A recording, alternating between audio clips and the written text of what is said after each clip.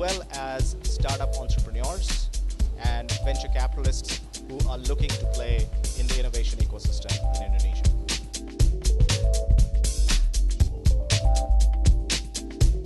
This is very exciting.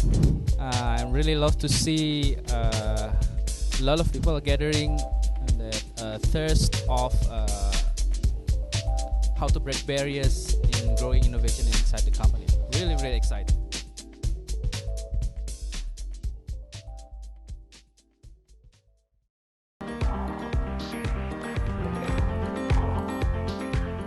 Hi, afternoon everyone. My name is Wesley Harjono. I'm the director of Plug and Play Indonesia.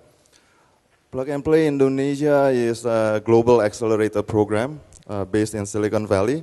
So we do we have a clicker? Yes, we do. Sorry. So we work with 200 plus corporates around the world to accelerate their innovations initiative. And I feel like my presentation is not up to the level of the previous speakers, and especially from Intel director. It was very insightful. Thank you. But I'm just going to start with why innovation is important. I really like to use these slides. Probably most of you have seen this before, but this actually gets to the point that the industry is being disrupted. What you can see here is a website of a FedEx with a list of their offerings, their products. Now, if you take a look at all those arrows, meaning that there are several startups, at least one, that are doing the same offering. Much cheaper, even sometimes better products. And here is another one. Very busy slides.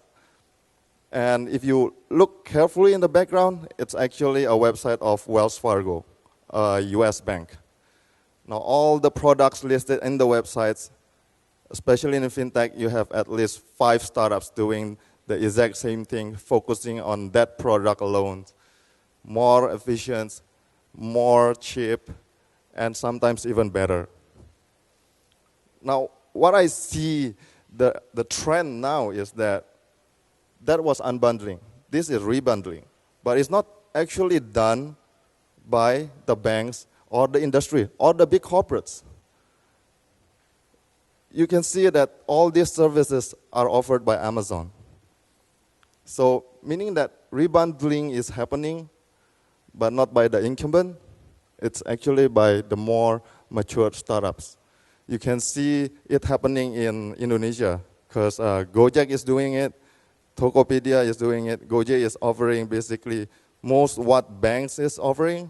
They have wealth management services. They're offering loans through peer-to-peer lending partnerships. They have GoPay for transactions. So this is a phenomenon that is happening now. So big corporates need to be careful. Now the phenomenon happens because, well, startups, they focus on one thing, one product. They're more agile, and they are focusing on growing. That is what the corporates, the big corporates, are sort of slowing in catching up. Previous years, on 2000s, launching a startup, launching a tech company costs huge amount of money. But fast forward to now, you can even start a startup with $5,000, $10,000 US. And the adoption rate is fascinating. Within 4 years of launching WhatsApp, gained 400 million users alone. And for example, Astra International takes like what? How many? 60 years to grow this large. So why company must take corporate innovation seriously? So this is another a good example of Blockbuster Video that went bankrupt because of Netflix and Redbox. And corporates they're very good at advancing their current business models, but they're not good at catching up what disruptive trends out there. And they have to know the future customers are millennials. Millennials' behavior I'm just going to share a bit about what I've learned working with a lot of millennials in Indonesia. They're not loyal to one brand. They hold very high value of happiness, their passions, and sharing. What I mean by sharing is, look at Gojek. Gojek rise to a unicorn within a few years, very short time period. They gain a lot of millennials markets. Why? Because millennials think that this is sharing economy. The keyword here is sharing economy. So millennials likes to share, let alone that knowledge, financial. That's why peer-to-peer lending is thriving in Indonesia. And the rumor here is that, not the rumor actually, because Plug and Play works with a lot of corporates, but we do see majority of the corporates tends to want to stay in their comfort zone. I want to share an experience I had. I introduced a very good startup to a corporate partner of mine, of Plug and Play, sorry. They had a very nice advanced HR recruitment technology. Now, Plug and Play works with the innovation team of the corporates. The innovation team agrees this can really help the process of recruitment of the corporates. But once the startup's been introduced to the HR department, they definitely immediately say, no, we don't need that. We have our current process and it's effective. And that is one of the issues that we have here in Indonesia. Staying in the comfort zone, they don't want technology to come in, they don't want to adapt to changes because they think that technology might take over my job. So the common mistake is that culture. From the corporate partners that I have worked with, I found there is one common mistake they do. That is culture. They don't want to adapt to the culture of startups, working with startups. How to work, balance the agility of the startups and the slowness of the big corporates that I always, I always take an example of elephant and ants. Startups are the ants, the big corporates are elephant. So both the ants and the elephants have to learn each other's culture and balance it in order for them to really work very well. Because from my experience, startups tend to be very demanding, aggressive. They want everything to be fast. They want everything to be done the next day. Some of the founders want to be unicorn next year, even though they're only 1 year old.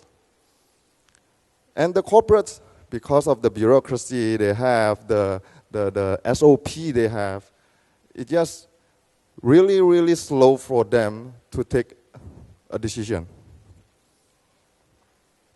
Now, there are several corporate innovation models. There is most corporates that works with Plug and Play, they have internal innovation team, which consists of like 10 to 20 people. Their main objective is to run POCs, proof of concepts, and execute pilot project. They go out there, source startups, and their main questions is who are the competitive of these startups, and which business units do they need to work with. So that is sort of like the job desk of this innovation team. And what Indonesia have a lot is the CVCs, which is corporate venture capital. Most conglomerates in Indonesia, they have venture capital arms.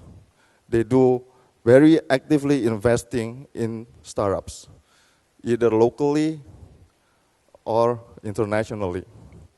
And some of the conglomerates, they have corporate accelerator. So they take an example of Salim Group. They have just recently launched an accelerator program, which is called Scala. They recruit startups that have solutions to their problem statements. Do a small investment, accelerate them, and then onboard them into the ecosystem they have. Now, the fourth model that I see is external accelerator. So Google launched their own here, Digitaraya, and Plug and Play in Indonesia. This model is an open innovation platform. So we don't work exclusively with a corporate, sourcing for startups, sourcing for technology specifically for the corporates, but instead we open a platform that is open innovation for everyone. We often being called by the ecosystem builder. So we connect all the dots and support the startup to grow, and putting a lot of weight in creating the bridge between the startups to collaborate with the big corporates. Now, maybe that's what I can share. And my team put these quotes to end the session, but I always like to close with a quote that I like the most from Mike Tyson. Everybody has a plan until they get punched in the face. Because all the corporate partners that I work with, either in Indonesia or globally, they all have digital roadmap planned out. They have the plan. They want to go digital. But guess what? Most of them, they don't execute the digital roadmap. They don't know what to do. They just know they want to go digital. This is my own experience working with a few Indonesian partners here. They partner with Plug and Play to source for technology. We ask them for the problem statement, they don't know. I only know I want to go digital. Just bring all the fintech startups to me. That is the current condition in Indonesia. With the corporates, they don't exactly know what they want. Even though they have the digital roadmap on their hands, they don't know how to execute it. I'm not saying all the corporates, but this is just based on my experience working with the corporates in Indonesia. So I guess because since this morning, everyone's been hearing about innovations, and just now, Pak Kipal delivered a very insightful presentations. I'm just gonna answer questions from you guys and end my presentations here. Thanks.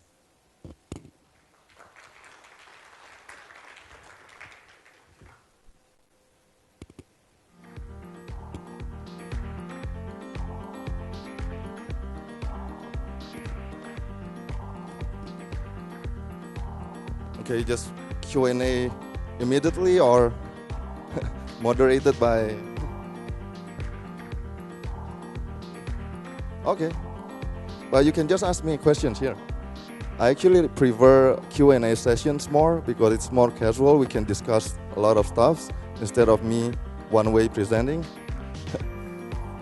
To grow Plug and Play, well, because Plug and Play is sort of like the ecosystem builder, in order for Plug and Play to grow is to work with more and more partners. So we have a network of mentors. We have a network of VC partners that works with us. And we work with universities to source for startups, to send the problem statement from the industries to the universities for the students to create more market fit solutions. So in order for Plug and Play to grow, we need support from all the stakeholders in the digital ecosystem. Services provided by Plug and Play, aside from Accelerator, we help startups to grow, to accelerate their growth. But what differentiates us with others is that we put a lot of weight in the business development. So what we do is we create a bridge between the startups that we accelerate to the corporate partners that work with us. The corporates, they are looking for solutions, looking for startups, looking for new technologies. You just innovate the presentation. Thanks. You still need me there on stage? Give us one example on how Plug and Play work collaboratively. I don't want to sound on too much on selling Plug and Play, but we work with 4 corporate partners in Indonesia alone, Astra International, Sinarmas, BNI, and BTN. So we help them source a lot of startups over the years, and there are, I think, so far 25 pilot projects running for those 4 corporate partners, and some of them starting to invest in some of the startups. Right, where are we now? Biggest mistakes that make you success now in plug and play? Okay, some first questions, okay? Biggest mistakes was, I guess, coming in too early in Indonesia is one of the biggest mistakes for plug and play. We came here 2016, and the ecosystem was at infant stage. So it was very hard for us to convince the big corporates to work with us, and for us to source startups or to build the ecosystems. The mentality of Indonesians are still like, especially the conglomerates, I have the resources, I have the money, I have the ecosystem, I have the market, why don't I do it alone? Why don't I just do it myself? So that was one of the biggest challenges that plug and play faced when we launched in Indonesia. But fast forward to today, there are more and more big corporates opening their doors to collaborate instead of doing their own R&D, sourcing their own startups, etc. So I guess the ecosystem is getting more and more mature, more and more quality startup for us to accelerate. And there are a lot of, we have a very potential market in Indonesia, so there are a lot of investors coming in to help fund the startups.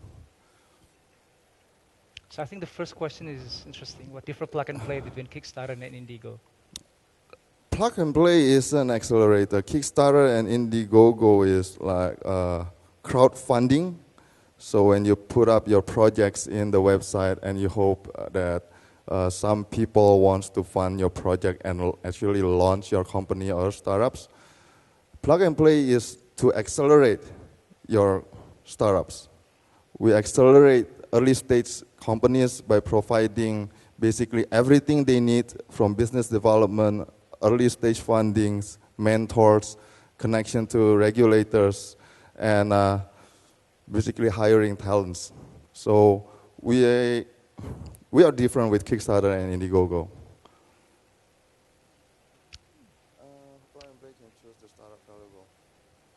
How plug and play can choose the startup available to work with? We source startups based on the problem statements that the corporates give us. And the corporate partners that we work with actually helps us select the startups that we accelerate.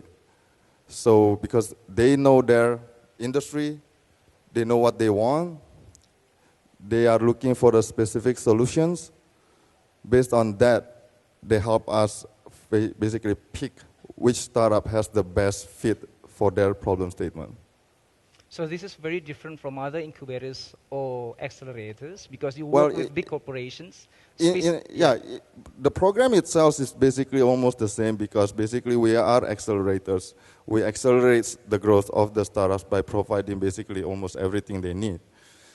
But what differentiates Plug and Play is that we are open innovation platform. So we work not only with one corporate, but we work with, globally we work with 200 plus corporates to help supercharge their innovations. Mm-hmm. Mm-hmm. Yeah. Okay. Which one you have an answer? You have? Okay. So, waiting for this.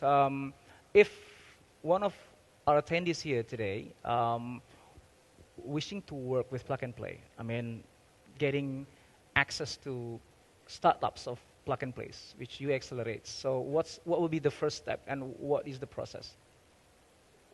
Well, you just be our partner. Talk to us, talk to Plug and Play, and basically we just be a partner. But normally the criteria that we look in a corporates that want to work with us is that we want the endorsement from the C-level, from the top, that they want to go digital and they're committed to transform the organizations. Because from my experience, if you work with the working level, they might, like especially the innovation team, they might want to work with us because we actually save a lot of time for them to go out and meet people, do all the due diligence, looking for startups. But if the top level don't say yes, then the POC, the pilots with the startup won't happen. It won't happen. And it becomes a very big disappointment for the startup that actually have the solutions, have the technology to help the corporates, but the corporates say no. So one of the criteria that we look for with our corporate partner is actually the endorsement and from the C-levels, and also their willingness to adapt, to work with startups. Right.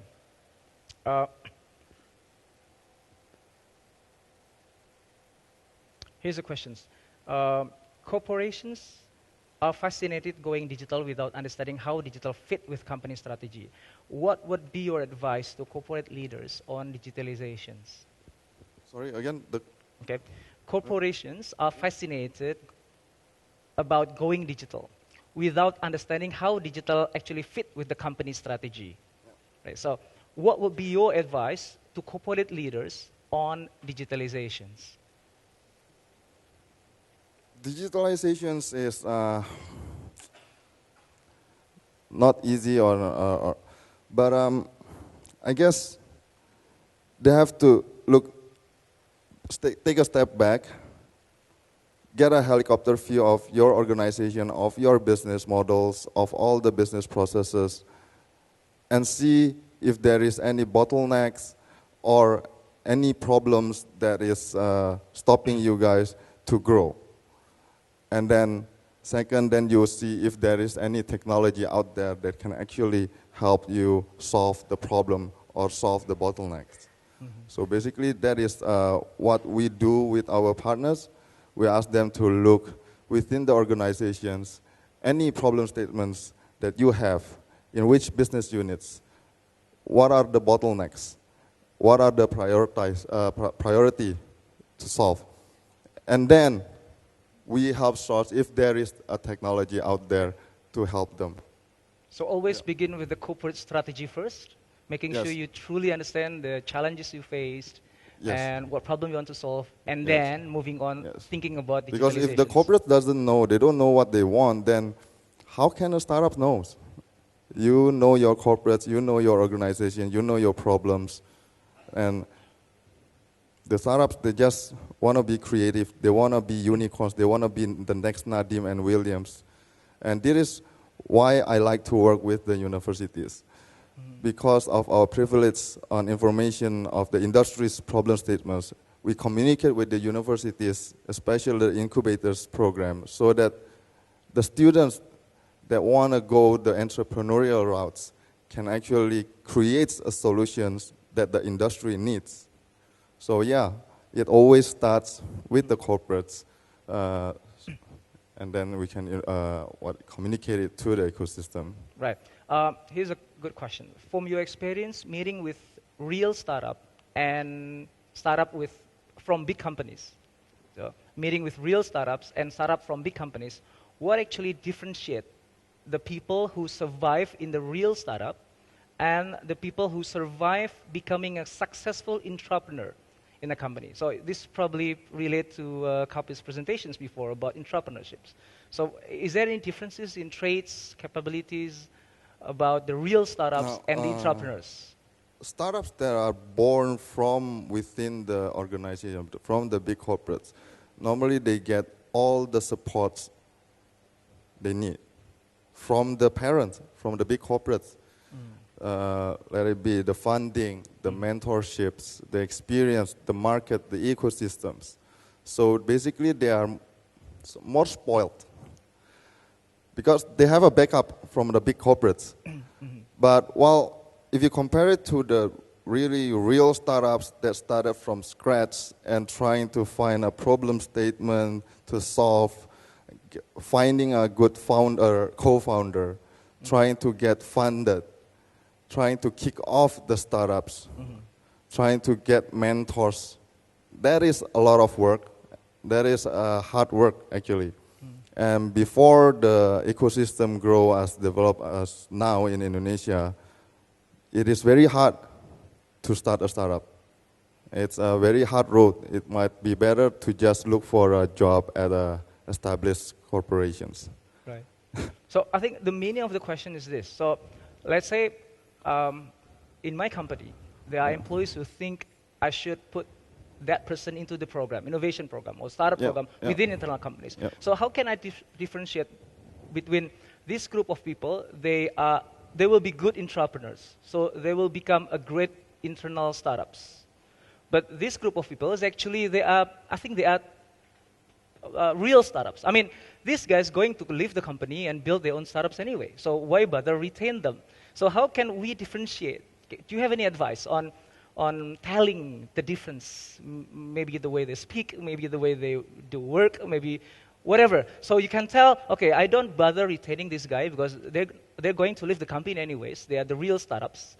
But these guys, the entrepreneurs, the people that Kapil speak about in the last presentations, because they don't really care about money or building their own companies, right? They just want to build things for Intel, right? So can you tell the difference between those two groups of people within the organizations? Well, basically, entrepreneurs, they're all entrepreneurs. They're trying to create solutions. So in terms of the founders, they don't have much different. They have the entrepreneurial spirit. They want to build stuff. They want to build their own. Basically, the difference is if they want to leave the company, that means he want to grow bigger. He want to have something of their own. They want to have a legacy.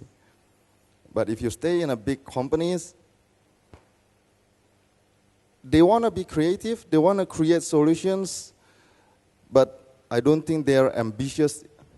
So probably that will differentiate between entrepreneur that stays within the big corporates and just try to create more and more solutions for the corporates. Okay. While people who left the big corporates, starting their own companies, starting their own startups and become a unicorn, then they're ambitious. Okay, so ambition is the key. Ambition, the yes. key differentiation. Yes. Right. Okay, people said that startup could move faster because they are small. How to keep moving faster when these startups are getting bigger? Well, don't do what the big corporates does. Too many bureaucracy. Right. Gojeks, Tokopedias, their decision making is not going to take as long as Astra International or Cinemas Group or even the state-owned banks, state-owned companies, because the decision making process is shorter. There is no bureaucracy. They can even be productive through WhatsApp group. Right? If something want to get done, then just do it. Pilots. You know, while corporates, when they want to do a pilot, they have to go through all the processes. They have to persuade the relevant business units, please do a pilot with these startups. This is Indonesia I'm talking about. I mean, if it's in US, we don't have this kind of problem. Right? So startups, they want to do more pilots, do more proof of concepts, because it takes lesser time, lesser cost, and if it proves to be a feasible project to be commercialized, then they just do it. It's very different culture with the big corporates. Right. Okay. How plug and play can interact or interplay? Here's it is stated interplay with internal innovation team or corporate startups. Yeah. So how plug and play can interplay with internal innovation team? Maybe it's like working together. If we work with international innovation team everywhere because plug and play is now in 14 countries. We just launched in Japan and Dubai, and in Stuttgart, Germany, we work specifically with Daimler Mercedes. We have our own program, Startup Autobahn. where plug and play team work very closely with Mercedes innovation team. So we do work with international innovation team. Is there Yes. any specific requirements so that these two groups of people from plug and play and the people from internal innovation team, can actually sort of like blend in and truly work seamlessly with each other? Yes, of course. Internal innovation team, their job is to source for technologies, source for startups, meet startups, and we don't want to replace what they do. We complement. All right. We supercharge the corporates, the innovations team objective. Yeah. Okay. And in your experience, helping these big corporations working with startups, how do you think big corporations can do to start applying the startup behaviors or the startup mindsets into the cultures of that organizations? Well, with one of the corporate partners that I work with, their innovation team consists of millennials. Some of them work for startups. Some of them have built a startup but failed. But I find that working with the millennials are more effective rather than compared to us working with somebody that is been staying in the corporate for 30 years, 40 years, and then suddenly he is asked to take charge of the corporate innovation team. That will take a long time. Okay. Since you're talking about millennials, here's a question about generation gap.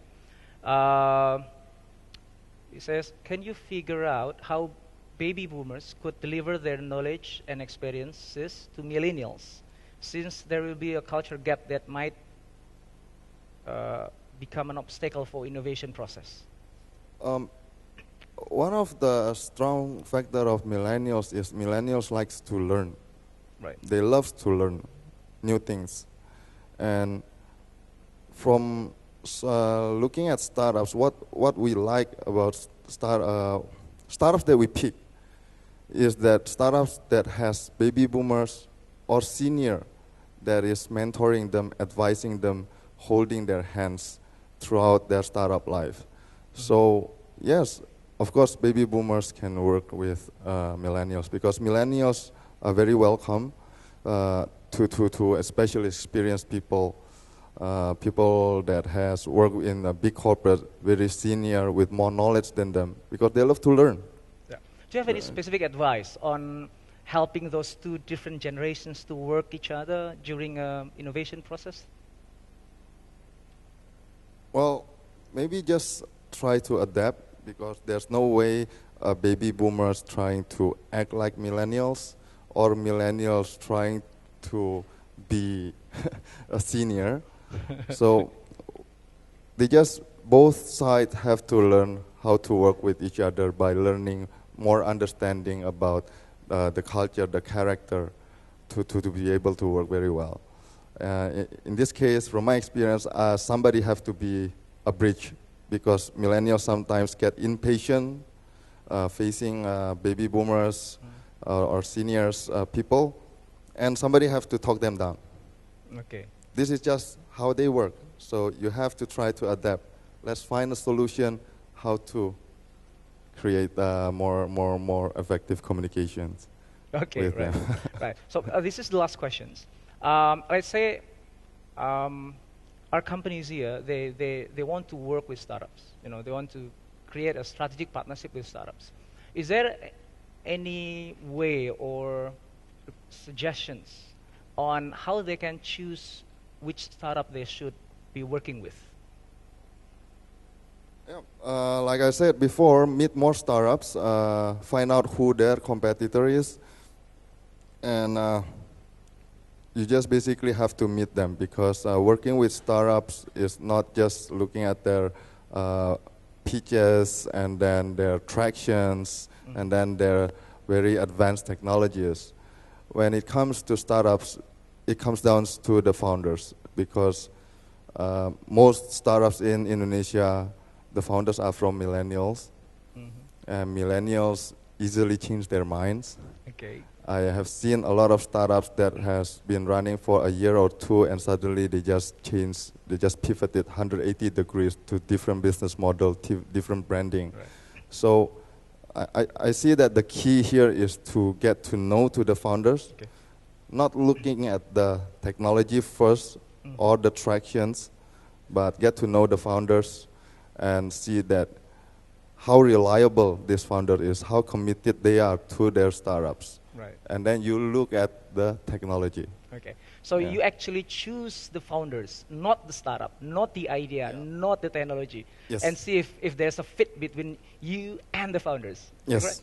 Technology changes very fast. Right. People catch up to technologies pretty fast. Gojek has a lot of similar products.